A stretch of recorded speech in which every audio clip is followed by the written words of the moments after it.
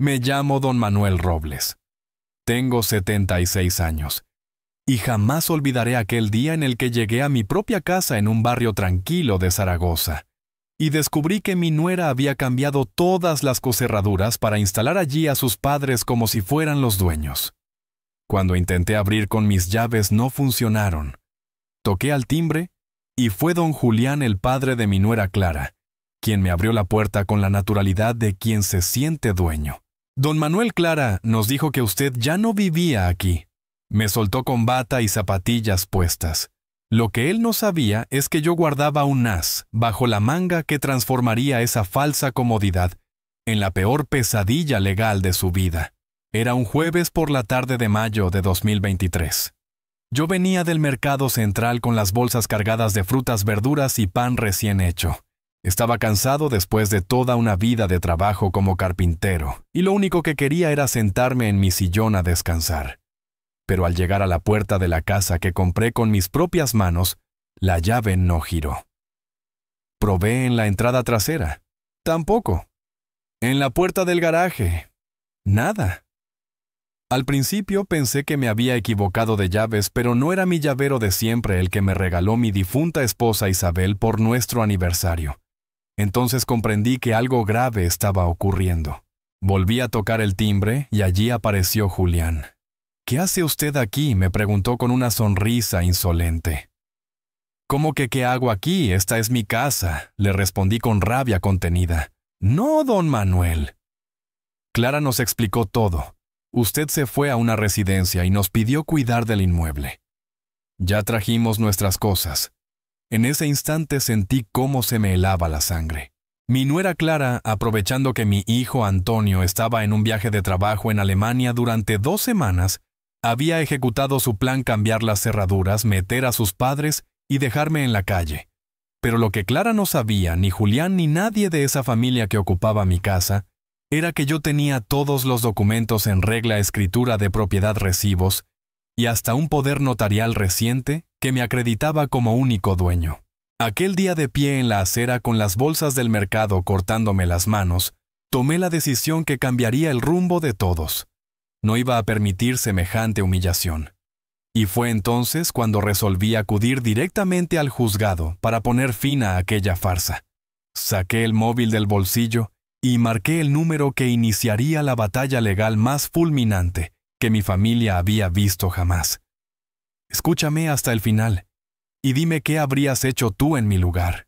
Y también cuéntame desde qué ciudad de España me sigues, porque lo que voy a narrarte te hará entender por qué nunca hay que subestimar a un hombre que conoce sus derechos y sabe defenderlos. Para que comprendas cómo llegamos a esta situación tan extrema, tengo que retroceder en el tiempo. No siempre mi nuera Clara fue la usurpadora descarada que terminó cambiando las cerraduras de mi casa. Cuando mi hijo Antonio me la presentó hace más de 10 años, me pareció una chica educada, trabajadora y con buenos modales. Antonio ejercía como ingeniero en una empresa de energías renovables y conoció a Clara en un curso de formación. Ella era economista, llevaba un pequeño despacho y gestionaba las cuentas de varias pymes de Zaragoza. Desde el primer día me dio buena impresión, hablaba con respeto, preguntaba por mi oficio de carpintero y parecía interesada en las historias familiares. Cuando se casaron, les ofrecí vivir en mi casa mientras ahorraban para comprarse la suya. La vivienda es grande con 4 habitaciones, y tras la muerte de Isabel, mi esposa, aquel espacio resultaba demasiado vacío para mí solo. Pensé que sería bonito tener compañía, sobre todo si llegaban nietos. Al principio todo fue bien. Clara mantenía su despacho, colaboraba en los gastos y cada domingo preparaba una comida especial. Antonio estaba feliz porque podía ahorrar casi todo su sueldo y yo porque la casa volvía a llenarse de vida tras años de silencio. Pero todo cambió cuando Clara empezó a perder clientes. La competencia de grandes asesorías con precios más bajos fue dejándola sin trabajo. Finalmente decidió cerrar su despacho. «Voy a tomarme un tiempo para replantear mi carrera», me dijo un día. «Quizás busque un empleo fijo en vez de seguir como autónoma». Me pareció razonable. Los tiempos eran difíciles y ella había trabajado con honradez. Pensé que en unos meses encontraría algo nuevo y volvería a aportar a la economía familiar. Pero pasaron los meses y nada cambió. El mercado está muy complicado, me repetía. Piden experiencia en programas que no domino y pagan salarios ridículos para tanta responsabilidad. Al cabo de un año sin trabajar, Clara había creado una rutina cómoda, levantarse tarde, desayunar con calma, mientras yo ya estaba en la calle haciendo recados. Pasar la mañana viendo la televisión o navegando por internet, comer lo que yo preparaba, dormir la siesta y quejarse por las tardes con Antonio de la supuesta injusticia del mercado laboral. Y lo peor era que mi hijo siempre la defendía. Papá, no entiendes lo difícil que es encontrar trabajo. Clara se esfuerza, pero no aparece nada que valga la pena, me decía Antonio, cada vez que yo insinuaba que algo no iba bien. Pero yo veía claro que mi nuera se había acomodado a vivir sin trabajar, mantenida con el sueldo de mi hijo y en la casa que yo les cedí sin pedir un solo euro de alquiler. En el segundo año de desempleo la situación empeoró. Clara empezó a quejarse de la casa. Don Manuel, ¿no cree que estas cortinas están demasiado pasadas de moda?, decía mirando el salón. Esta cocina necesita una reforma urgente. Y mire, este mueble ya no combina con nada. No eran simples sugerencias. Eran presiones constantes para que gastara mi dinero en reformar la vivienda a su gusto. Cuando le respondía que las obras eran caras y que yo estaba satisfecho con la casa tal y como estaba, ella ponía cara de víctima. Es que vivir en un lugar tan antiguo me deprime. Llevo 2 años sin trabajar, paso todo el día aquí. Necesito un ambiente más alegre. Entonces comprendí que Clara no buscaba trabajo en serio. Buscaba transformar mi casa en su casa y que yo financiara su estilo de vida cómodo y sin responsabilidades. La gota que colmó el vaso llegó cuando sus padres empezaron a venir cada fin de semana. Don Julián y doña Teresa, que vivían en un piso pequeño en el centro de Zaragoza, descubrieron que en mi casa con jardín se estaba mucho mejor. Don Manuel, me dijo Clara con total descaro, a mis padres les falta ventilación en su piso. ¿Le molesta si pasan los fines de semana aquí? Ayudarán con la limpieza y la comida. Al principio no me incomodó. Son personas mayores como yo y pensé que sería temporal. Pero los fines de semana se alargaron. Primero se quedaban hasta el lunes, luego hasta el martes. Hasta que finalmente vivían allí toda la semana y solo volvían a su piso para recoger ropa limpia. Mi casa se había convertido en una pensión regentada por Clara. Ella organizaba las comidas, decidía qué programas ver en la televisión, asignaba tareas, hasta marcaba horarios para el baño. Yo era un invitado en mi propio hogar. Cuando le expresé a Antonio que la situación se estaba descontrolando, su respuesta me dolió más que nada. Papá, Clara hace un esfuerzo enorme por mantener la casa en orden, y sus padres ayudan mucho. ¿No crees que es egoísta quejarte teniendo tanta compañía egoísta? Así, me llamó mi propio hijo por no aceptar que los padres de su mujer ocuparan mi casa. Y lo peor llegó después.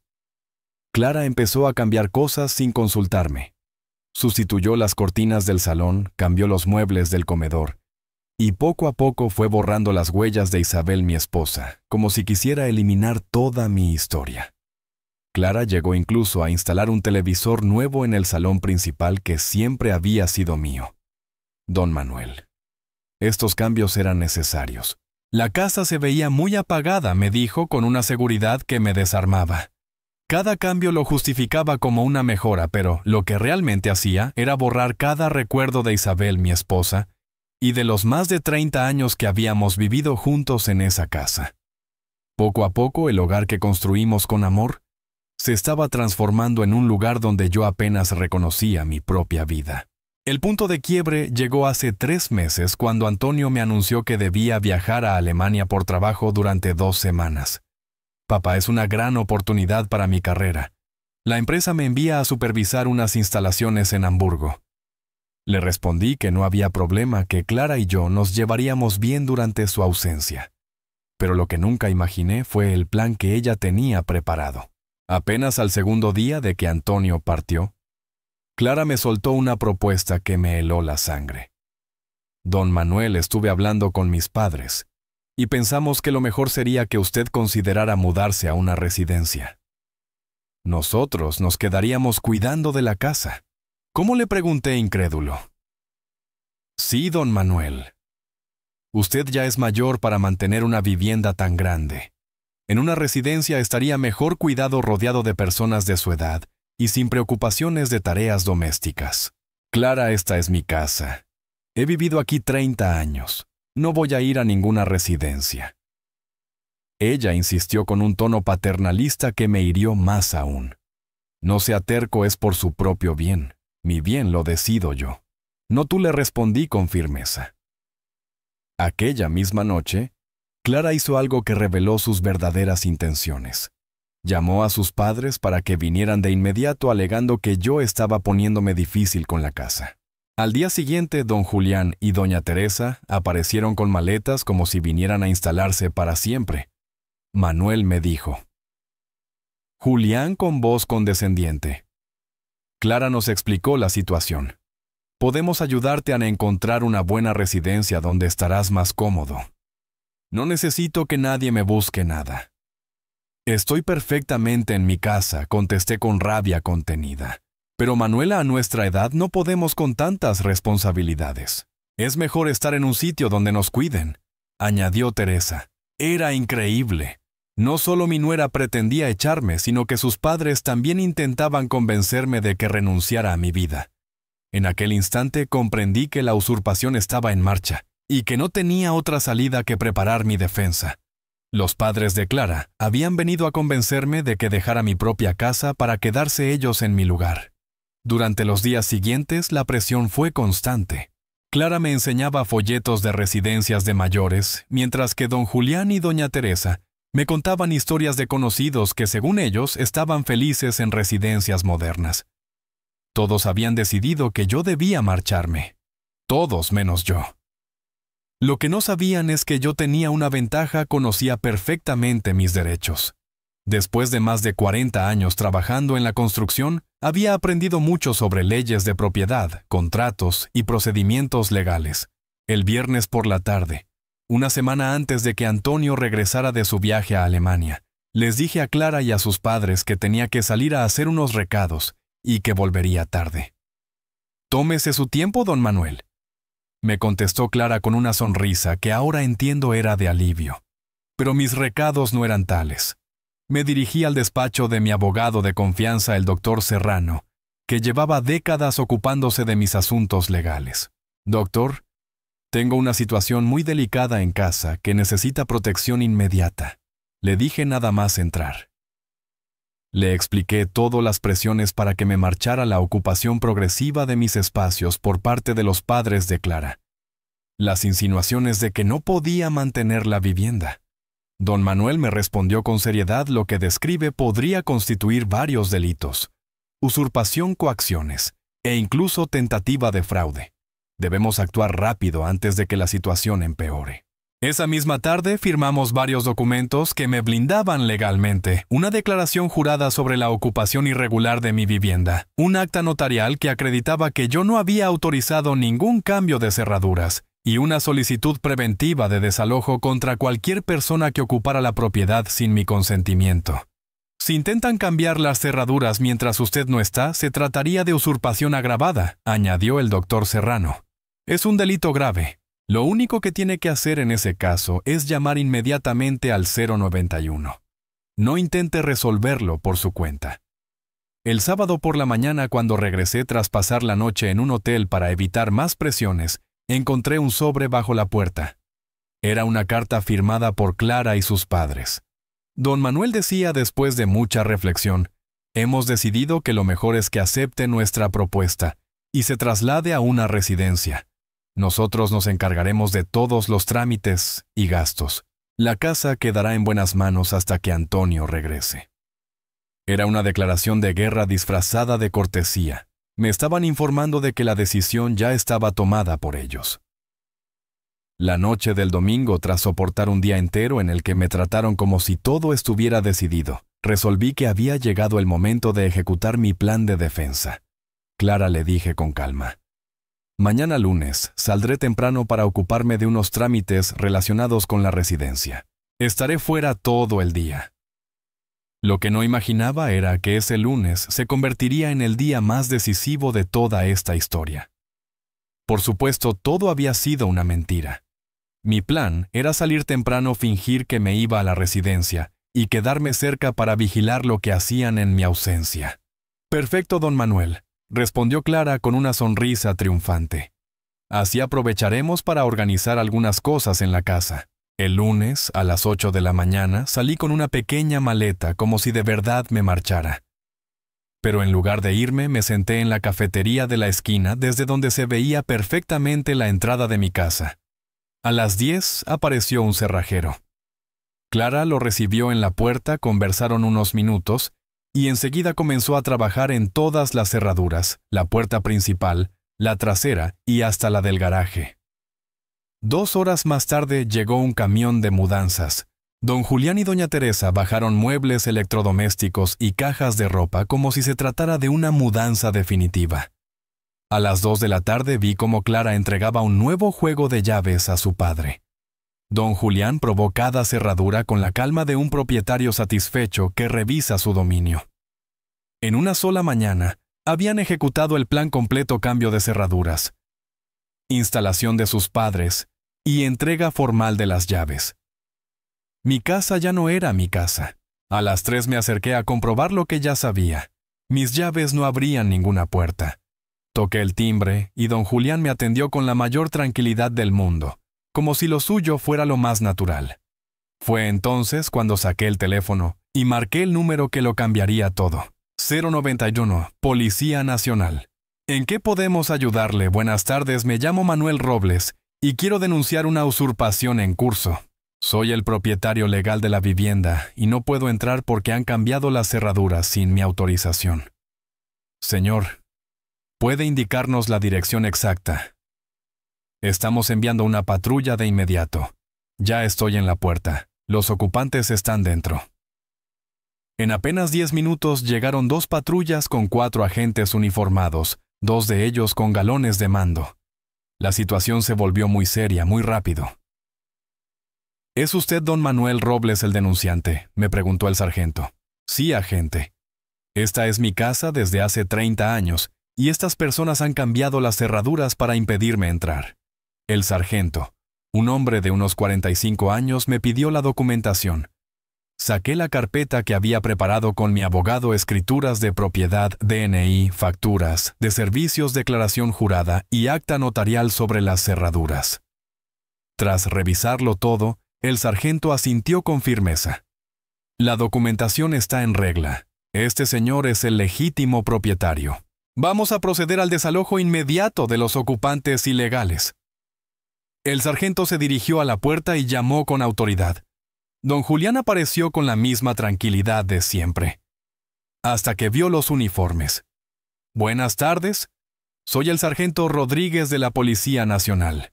Tenemos una denuncia por usurpación de vivienda. ¿Puede explicarme con qué autorización se ocupa esta casa? El rostro de Julián cambió por completo. Agente, debe de haber un malentendido. Estamos aquí con autorización del propietario. ¿Dispone usted de documentos que lo acrediten? No. Pero mi hija puede explicarlo. En ese momento salió Clara con el pánico pintado en la cara. Agente, mi suegro nos pidió que cuidáramos la casa mientras él se mudaba a una residencia. El sargento fue tajante. Señora, el propietario don Manuel Robles está presente y niega haber dado esa autorización. Además, tenemos pruebas legales de que cambiaron las cerraduras sin su consentimiento. Pero agente, él ya es muy mayor. Quizás no recuerda bien, balbuceó Clara. Señora, yo no estoy aquí para valorar la capacidad mental del propietario. Lo que tengo es una denuncia formal de usurpación con toda la documentación en regla. El sargento se volvió hacia todos los ocupantes. Tienen 30 minutos para recoger sus pertenencias personales y desalojar la vivienda. Los muebles o electrodomésticos que hayan introducido sin permiso deberán retirarlos de inmediato. Clara intentó una última jugada. No podemos esperar a que vuelva Antonio. Él puede aclararlo todo. Señora, su marido no es el dueño. El propietario es quien está aquí y solicita el desalojo inmediato. Los siguientes 30 minutos fueron de auténtico caos.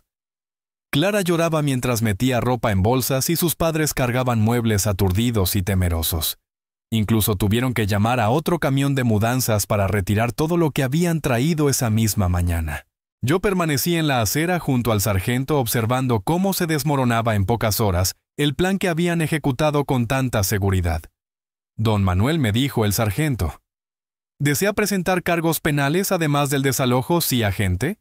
Quiero que todo quede asentado legalmente para que no vuelva a repetirse. Al final, Clara y sus padres quedaron en la acera rodeados de sus pertenencias sin saber a dónde ir.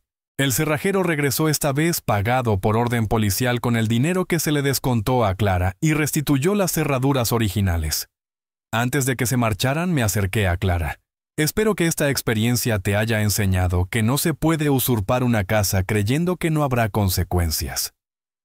Ella no respondió. Subió con sus padres a un taxi y desapareció sin mirar atrás. Aquella noche, solo en mi casa recuperada llamé a Antonio a Hamburgo para contarle lo ocurrido. Su reacción fue de absoluto desconcierto. Papá, no puedo creer lo que me estás contando. ¿De verdad Clara cambió las cerraduras, sí, Antonio? Y además metió a sus padres a vivir aquí mientras intentaba convencerme de que me fuera a una residencia. Papá, tiene que haber algún malentendido. Clara no haría algo así. Antonio, la policía lo tiene todo documentado. Hay cargos penales en curso. No es un malentendido, es un delito. El silencio al otro lado de la línea fue largo, pesado. Finalmente Antonio habló. Papá, voy a cancelar el viaje. Mañana mismo regreso a Zaragoza. No es necesario, hijo. La situación ya está controlada legalmente. Pero tengo que hablar con Clara para entender qué pasó. Antonio, lo que pasó es que tu mujer intentó robarme la casa. No hay mucho más que entender. 2 días después, Antonio estaba de vuelta desde Hamburgo. Pero no vino directamente a casa, primero fue a buscar a Clara, que se había refugiado en casa de una hermana. Cuando por fin llegó, lo hizo solo. Papá, hablé con Clara. Dice que todo fue un malentendido, que de verdad pensaba que lo hacía por tu bien. ¿Un malentendido?, le respondí incrédulo. ¿Cambiar las cerraduras de mi casa es un malentendido? Ella dice que te confundiste con lo de la residencia, que entendió mal la situación. Antonio, yo jamás acepté ir a ninguna residencia. Esa decisión la tomó tu esposa y la ejecutó como un plan para usurpar mi vivienda. Papá, quizá Clara se equivocó en la forma, pero sus intenciones eran buenas.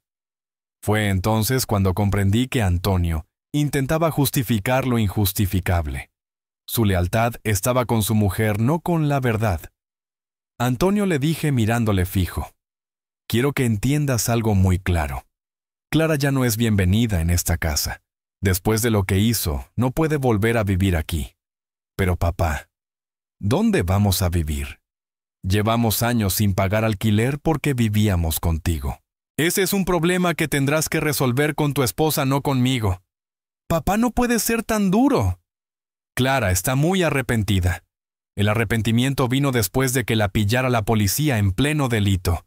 Eso no es arrepentimiento sincero. La conversación se alargó durante horas, pero mi decisión no cambió. Clara había cruzado una línea que no admitía perdón, intentó echarme de mi propia casa mientras tú estabas lejos. Los días siguientes fueron una sucesión de tensiones y negociaciones inútiles. Antonio buscaba un punto intermedio. Clara me enviaba mensajes pidiendo perdón, sus padres llamaban, alegando que habían sido mal informados, pero yo lo tenía claro. Mi decisión era firme e irreversible. Clara no volvería a poner un pie en mi casa.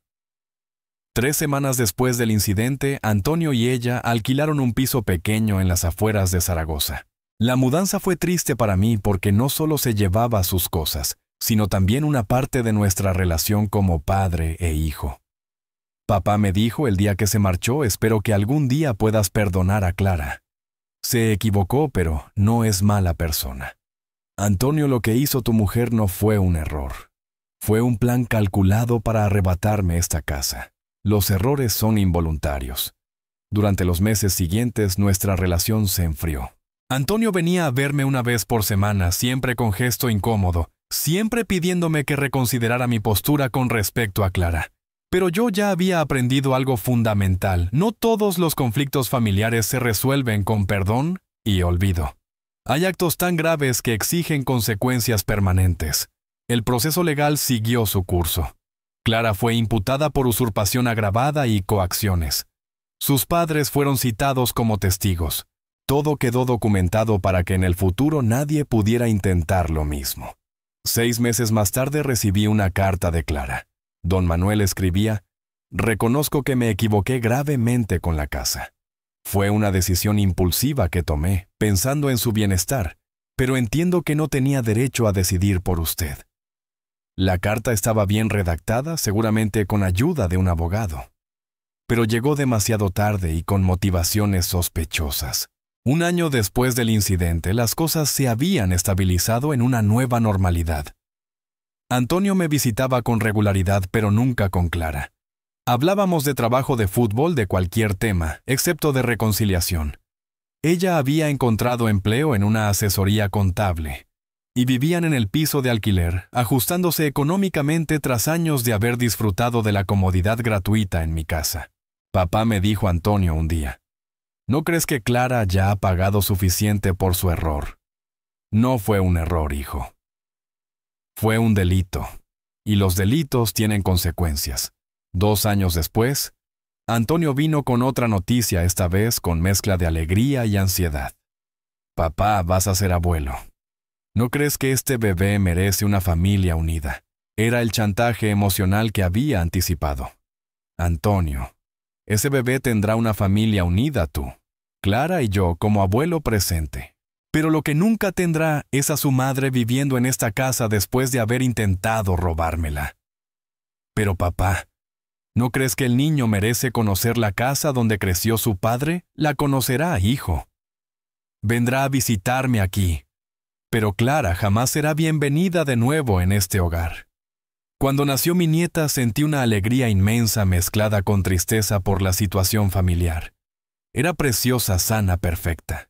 Pero las primeras visitas tuvieron que ser en el piso de Antonio y Clara, porque yo seguía firme en mi decisión de que ella no pusiera un pie en mi casa.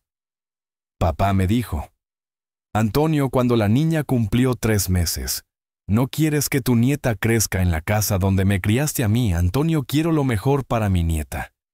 Y lo mejor incluye que aprenda que las acciones tienen consecuencias, que no se puede hacer daño sin pagar un precio». Hoy, 5 años después del incidente, mi nieta viene a visitarme todos los sábados. Es una niña inteligente, curiosa, llena de vida. Clara la trae hasta la puerta, pero no entra. Se queda esperando en el coche. «Abuelo», me preguntó la pequeña hace poco, «¿por qué mamá no puede entrar en tu casa?». Era una pregunta inocente, pero difícil de responder, sin dañar la imagen de su madre. Cariño. A veces los adultos cometemos errores muy grandes. Tu mamá cometió un error conmigo que me dolió mucho, y no puedes perdonarla. Perdonar no significa que todo vuelva a ser como antes. Significa que ya no estoy enfadado, pero que aprendí a protegerme. Aquella conversación me hizo reflexionar sobre si había sido demasiado duro con Clara. Pero enseguida recordé aquella tarde en la que llegué a mi propia casa y no pude entrar cuando don Julián me abrió la puerta como si fuera el dueño. Entonces supe que había hecho lo correcto. Hace medio año Clara hizo un último intento por acercarse. Me envió una carta larguísima contándome los problemas económicos que habían tenido desde que salieron de mi casa, lo duro que era criar a una niña en un piso pequeño, y cuánto echaba de menos la estabilidad de vivir conmigo. Don Manuel escribía: «Sé que lo que hice no tiene justificación, pero le ruego que piense en el bienestar de su nieta. Ella merece crecer en un entorno estable, rodeada del cariño de toda la familia».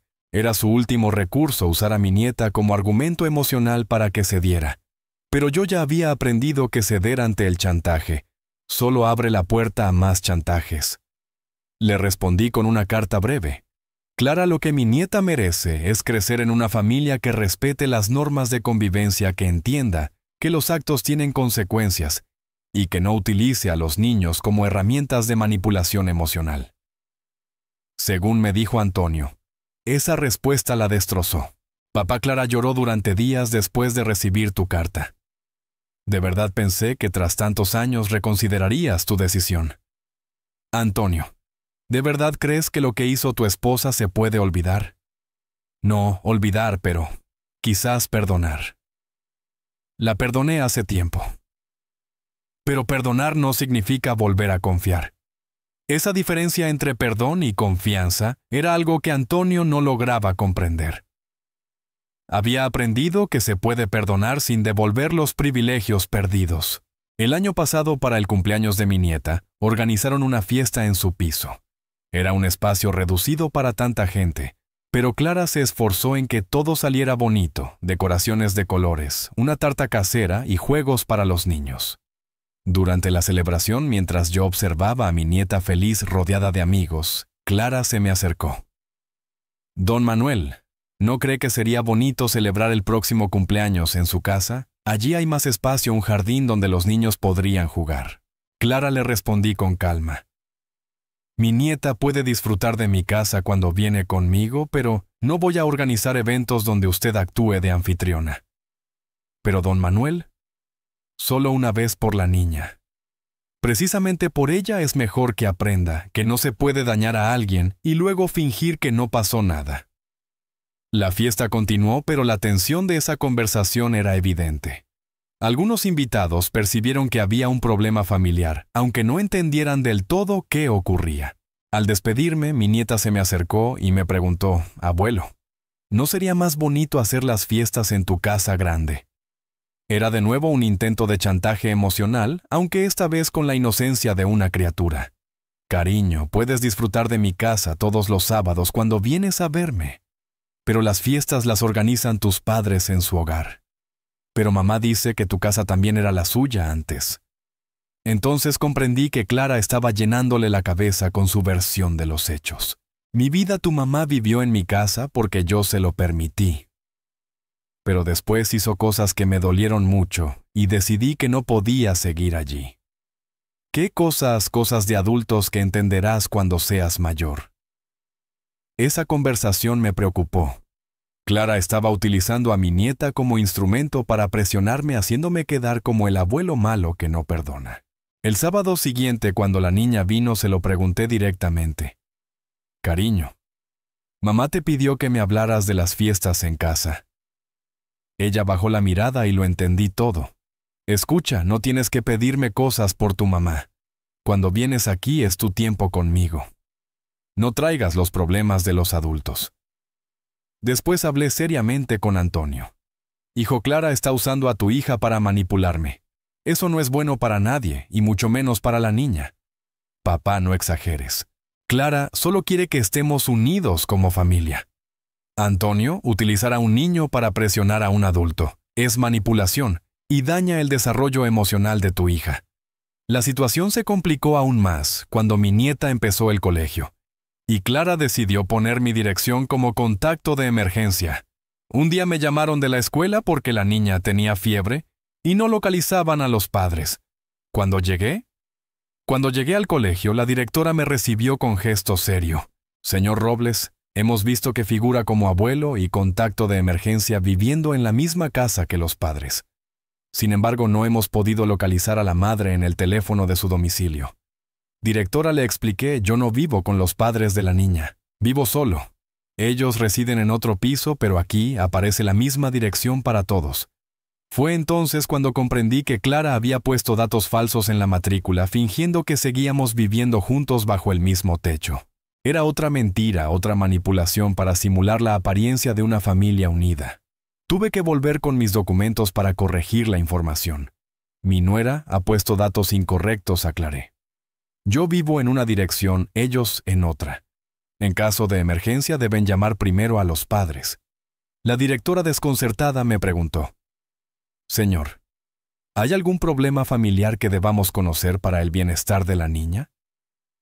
«No, señora, no hay ningún problema que afecte a mi nieta. Solo es necesario que los datos reflejen la realidad». Esa misma noche, enfrenté a Antonio. «¿Cómo os atrevéis a poner mi dirección como si aún viviéramos juntos?» Papá me dijo: Clara pensó que era más fácil así en caso de emergencias. Antonio, eso es falsificar información oficial y además crea confusión sobre la situación real de la familia. Papá no es para tanto, es solo un formulario escolar. No, hijo, no es solo un formulario. Es parte del patrón de conducta de Clara manipular la información para crear la realidad que desea en lugar de aceptar la que existe. Habían pasado ya 3 años desde el cambio de cerraduras y la situación familiar se había estabilizado en lo que yo llamaba una convivencia respetuosa. Clara por fin había aceptado que no volvería a mi casa. Antonio había dejado de insistir en que reconsiderara mi postura. Mi nieta venía regularmente sin traer mensajes ocultos de sus padres, pero la tranquilidad no duró mucho. Hace un año, Clara empezó a tener serios problemas económicos. La empresa donde trabajaba cerró una sucursal y la dejó en paro. Antonio tuvo que apretarse el cinturón para sostener a la familia con un solo sueldo. Papá me dijo un día, estamos en una situación muy difícil. El alquiler subió, los gastos de la niña aumentaron con el colegio, y Clara no encuentra trabajo. Antonio, lo lamento, pero ¿qué esperas que haga yo? No podrías ayudarnos económicamente hasta que Clara encuentre algo. ¿Te parece justo que yo mantenga a la persona que intentó robarme la casa? Papá, no es por Clara, es por tu nieta. De nuevo el chantaje emocional usando a la niña. Antonio, si mi nieta necesita algo concreto, lo hablaremos. Pero no voy a subvencionar indirectamente la vida de Clara.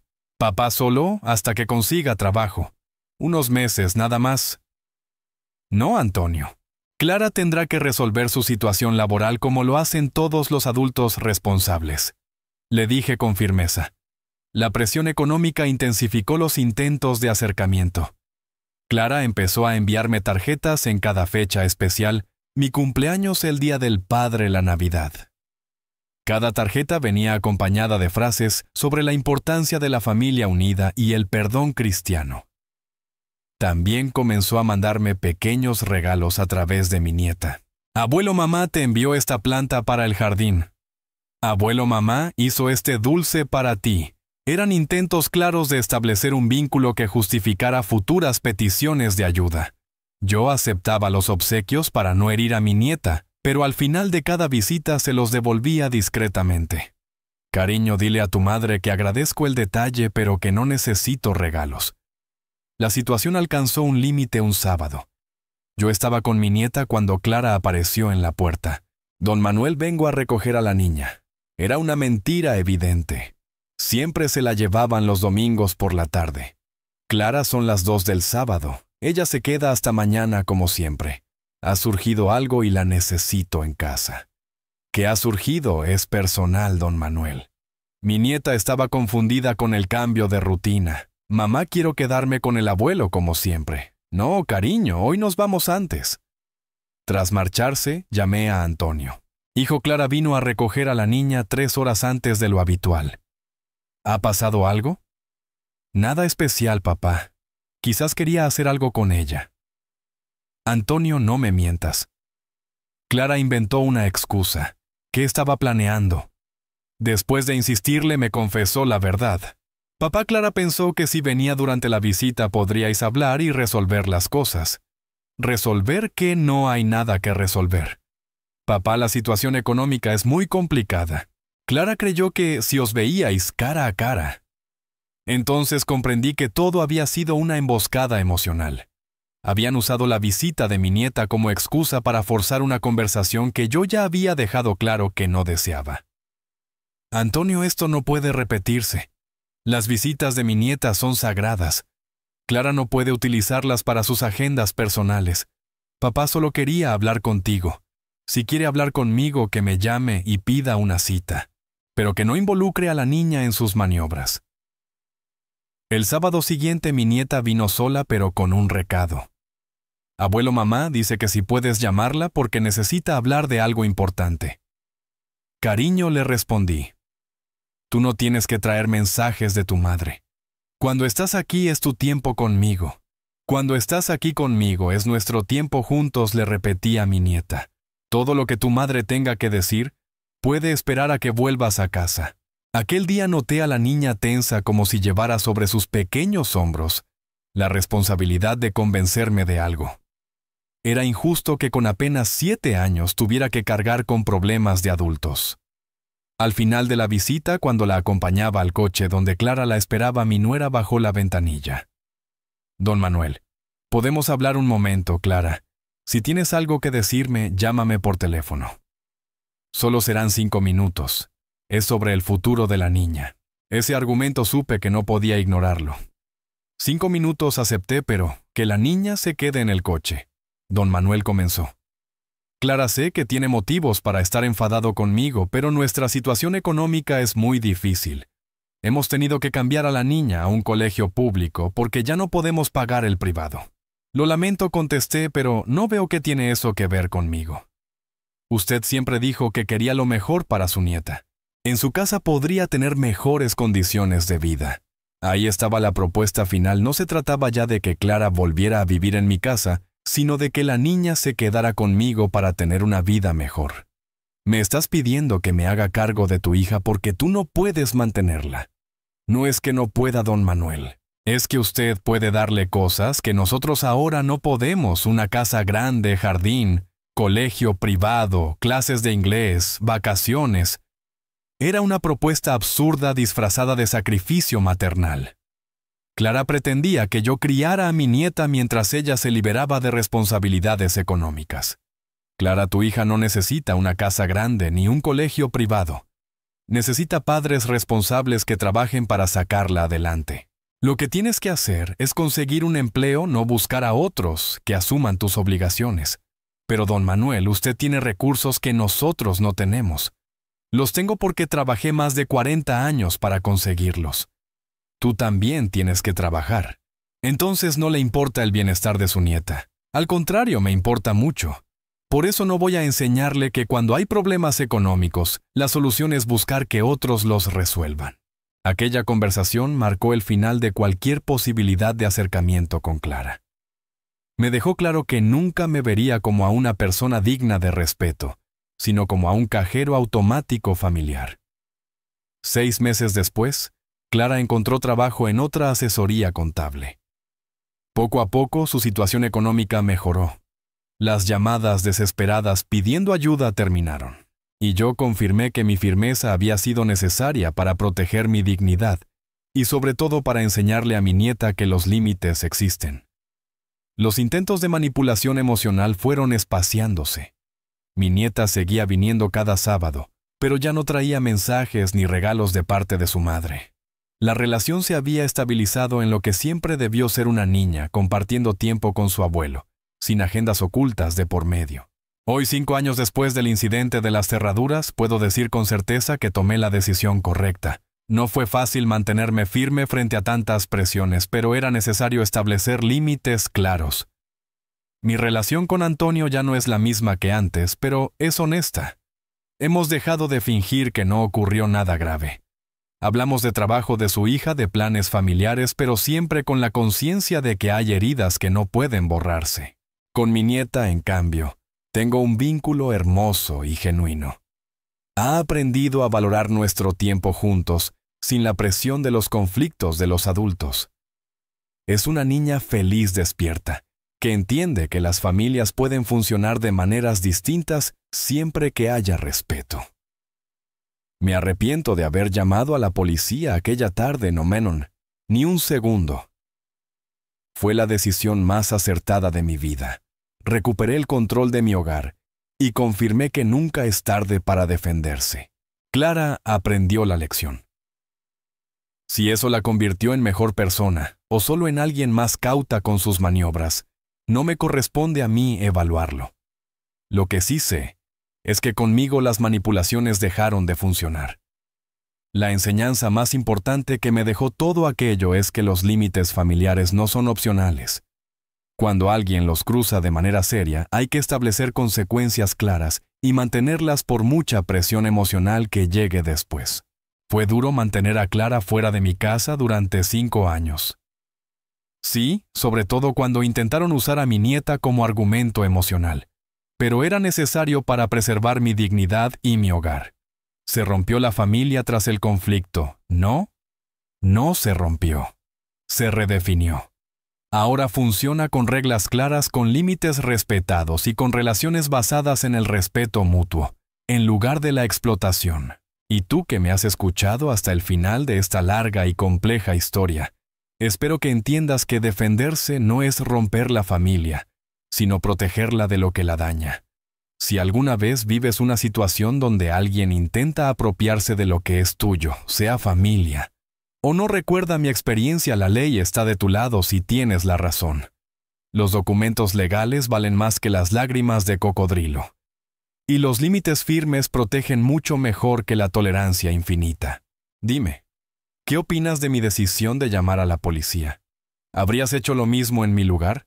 ¿O crees que después de tantos años deberían haber perdonado a Clara? Y sobre todo, cuéntame desde qué ciudad de España me escuchas.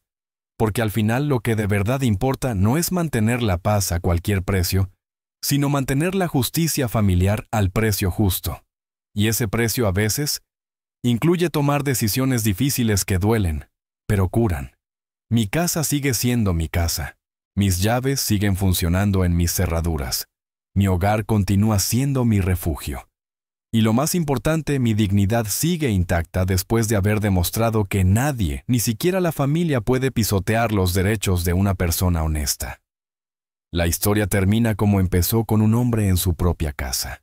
Pero ya no es el hombre sorprendido por la traición, sino un hombre fortalecido por haber defendido lo que le pertenece con las herramientas que la ley pone a disposición de los ciudadanos.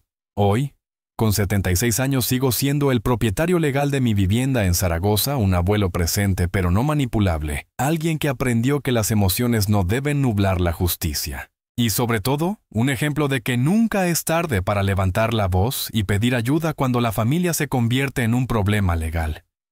A veces la vida te pone en situaciones en las que debes elegir callar y dejar que te arrebaten lo que construiste con esfuerzo, o plantarte y defenderlo, aunque eso implique ser señalado, incomprendido, o incluso acusado de ser duro.